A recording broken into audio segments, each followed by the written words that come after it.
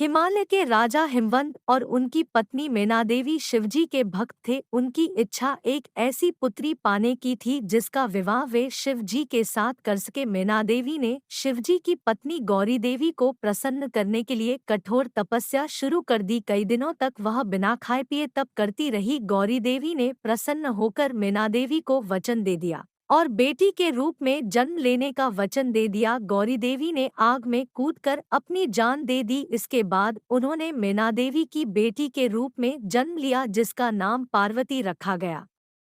पार्वती ने जब बोलना शुरू किया तो उनके मुंह में पहला शब्द शिव ही निकला। बड़ी होकर वह बहुत सुंदर युवती बनी। इस बीच शिवजी ने अपनी पत्नी की मृत्यु से दुखी होकर लंबा ध्यान शुरू कर दिया था। हिमवंत को आशंका हो रही थी कि शायद शिवजी गहन ध्यान में होने के कारण पार्वती को पत्नी के रूप में स्वीकार ना करें।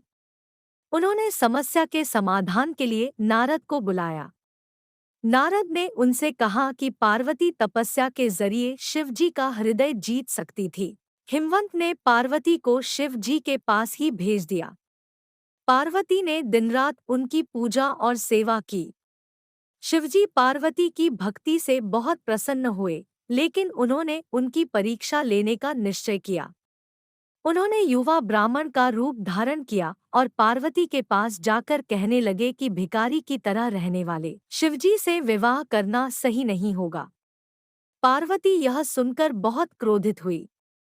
उन्होंने स्पष्ट कह दिया कि वे शिव को छोड़कर और किसी के साथ विवाह नहीं करेंगी।